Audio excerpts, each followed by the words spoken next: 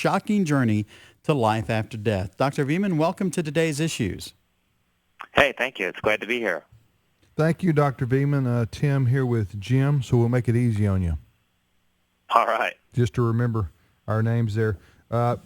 Your book is called The God Diagnosis, subtitle A Physician's Shocking Journey to Life After Death. We've got about 17 minutes with you here. Why don't you begin where you think it appropriate for our listeners to understand your story and your book? Well, the book is about my personal journey from a life that was completely secular, completely had no church experience, no belief in God. I was taught in evolution and that there basically, is no knowable answer, to the point that I became, a devoted Christian through reading the Bible, finding that God is not only knowable, but that there's a real transaction in salvation that changes the nature of your existence.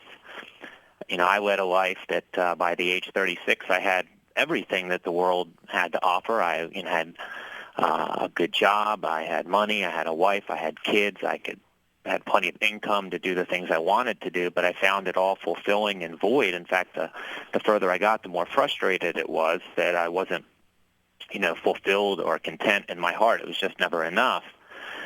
And so I began, to search for answers and why that might be the case, but I really couldn't come up with anything. And then it was only through a series of circumstances where I got into reading the Bible that I found out, it was God that I was missing, that I needed Jesus, and that He could not only, provide me, a ticket to heaven, but change my life now. I mean, I had problems despite being, what you would think is a success story of America, and our family had problems. And, as a leader of a household, I had, a newfound power to be a new man, a better father, a better husband that I didn't have, apart from God.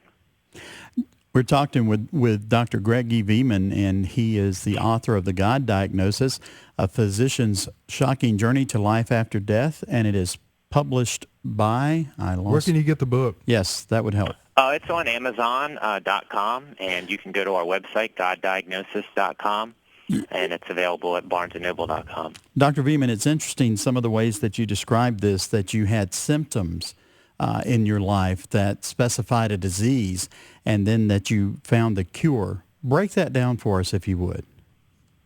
Yeah, it was interesting in that the medical side of me was involved in this, and that the two kind of fit together as a good analogy.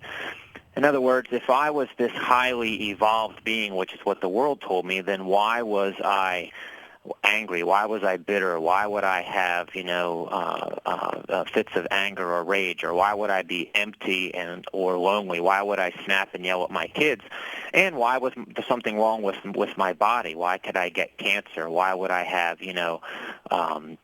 headaches or joint problems, or if I had stomach ulcers? All these things were symptoms to me that something was wrong. It didn't make sense in my heart. And so again, I found that the scriptures were what gave me the answers, that I was a fallen man, that my heart and my whole conscience and being was fallen.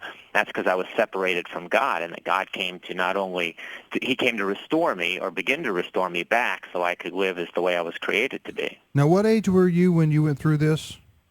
36. 36. So up until that point, would you describe yourself as a secular humanist? Yeah, basically. I wasn't really thinking about it at all. I was just consumed with life, living and, going to work and playing with the kids. Maybe and an it wasn't agnostic. even on the radar. Maybe an agnostic. Maybe there's a God, maybe there's not. Who knows? But I got to go to class. That type of attitude. I didn't even think about him. Yeah. We're talking to Dr. Greg Viehman. Well, okay, so by the way, I'm just curious. Of course, you served as you were chief resident at Duke University Medical Center, and you completed a fellowship in skin cancer surgery. So is that what you do today? Yes, sir. I'm a skin cancer surgical specialist. It's called Mohs surgery, and we basically deal with more larger, significant skin cancers on the head and neck. Okay, and by the way, Dr. Viehman's website is goddiagnosis.com, goddiagnosis.com. I want to ask you this. How steeped in Darwinian evolution is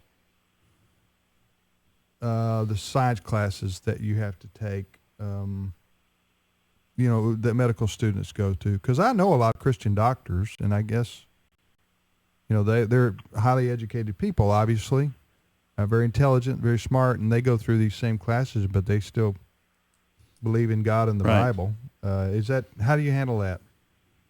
Well, they're very steep. I was taught that from grade school all the way through medical school. There isn't even, where I grew up, the mention of any other possibility. It's random chance evolution over billions of years, from the goo to you, so to speak. Does that make sense? Does that make sense to you? And did that make sense to you before you became a Christian? Well, when you're fed that from every institution, every professor, and including, our country's natural history museum, you believe it. It's hard to believe that is not true. But there are things that I came across that I mentioned in the book where I began to question that it didn't make sense. How could love and that emotion of love that could be willing to die for your child be just evolution or just materials, or the memories in your brain and things? Those things didn't make sense. So give us what was where were you? What happened when you said you gave your life to Christ? Well, I had read the New Testament over a 2 to 3 week period and struggled with it in various ways, which I described in the book. But I reached a point where I intellectually believed the gospel, and I thought that was all that there was. And then a couple of days later, in my room late at night, I was just doing some more reading and research. The only way I can describe it is that I just became very aware of my sin, of all the problems in my life that I needed to change.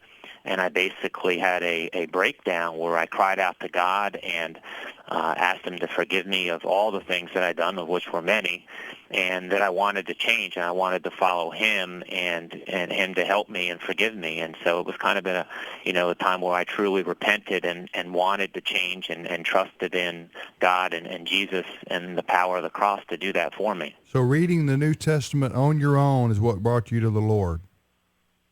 Yes, because I read it in isolation. I really didn't read too many other things except I read Josh McDowell's New Evidence 1 and 2 and Lee Strobel's Case for Christ when I had some questions about some issues I'd come across. Well, you're married with children then?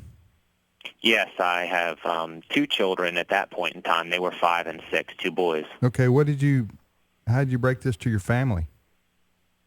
Well, I told my wife what had happened, and she was already a believer, and she didn't believe me because she thought I was so far gone that I could never be saved. So she watched with a careful eye. The kids, it was very humbling. I basically sat them down and told them that, that God is real and that I was wrong and leading the family wrong, and that from this day forward we're going to, follow the Lord and read the Bible, his word, and, I'll try and do a better job as a dad. Well, we're talking with Dr. Greg E. Viehman. We're on Today's Issues is the program, and his book is The God Diagnosis, A Physician's Shocking Journey to Life After Death. Dr. Viehman, one of the things that you've talked about in the book, and I really like this because several years ago we did a radio special about this very subject, and you tackled the problem with the resurrection of Jesus like any doctor would by examining the medical aspect of it. What did you find out when you did that? Well, the first thing I did was, examine the circumstances of his death and resurrection. So I wanted to establish first that he actually died, because there are several theories that maybe he didn't die. Mm-hmm. So I studied what crucifixion was involved and, what happens to someone, and really unequivocally came to the conclusion that, there was no way that he was possibly alive, or even if he was, that he could have escaped from the grave like all the different theories proposed. And I came across an article from 1986 in the Journal of the American Medical Association. It's called On the Physical Death of Jesus Christ, by William Edwards, where a big consensus of doctors, Christian and non-Christian, determined that indeed Jesus had died. And then from there, I wanted to make sure that he was truly buried and then that the tomb was empty. And again, looking at all the evidence, historical evidence, even amongst non-believers, all these three things are fairly well established and proven, even amongst skeptics. But the question came down to what's the explanation of the empty tomb in the body? And as I looked at all the other explanations, none of them made any sense at all, except that Jesus truly rose from the dead. The change in the Apostle Paul's life, the change in the apostles based upon the appearances of Jesus. It seemed like God had it set up so there really wasn't any other explanation except the so-called supernatural one. And, looking at it from that medical perspective, I determined that was the only answer. Mm. Very interesting story and testimony of Dr. Greg Viehman, our guest. Greg's last name is spelled Viehman.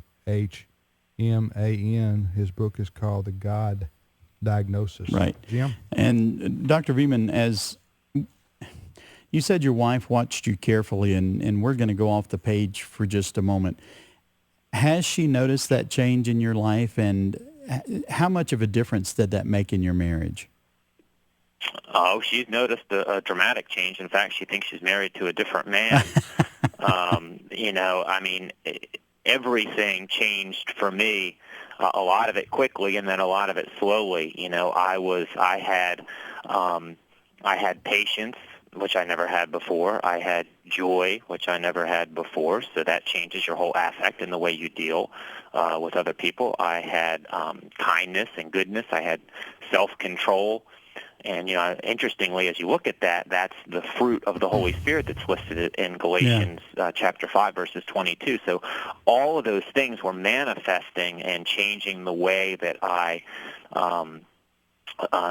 dealt with her and the kids. And another thing was that, once that emptiness and that void is gone and you've been made right with God and you have the peace of God with you because you've been reconciled to him, that a lot of the reasons you treat other people poorly is from your own internal frustration. You're taking it out on them. So when that's gone, it's like the balloon is popped, and you don't need to do that anymore. There's nothing to take out on those people, or to be, short or yelling or anger or frustration, because internally you have peace that you were supposed to have. Hmm. Well, it's interesting. I take my golf game out on myself. I don't know if that's healthy or not, but anyway, that's interesting what you said. That is true. And folks, what we're talking about is what the Bible describes as salvation, as being born again. A lot of people mock and make fun of that phraseology, but guess what? You know who used it? Jesus Christ himself. Right. He said, you must be born again. So that's what Dr. Viehman is describing, a life-changing experience from spiritual death to spiritual life. And the only way that you can have life abundant on earth and life eternal, according to Jesus, is to be born again. We've got about a minute left here. I want to thank you, Dr. Viehman, for being our guest. And I would just challenge people to get a copy of your book, The God Diagnosis. And it's a physician's shocking journey to life after death. Where can people, what's your website again? It's thegoddiagnosis.com. And the best place to get it is on Amazon. It's on there. Goddiagnosis.com, Dr. Greg Viehman, Viehman.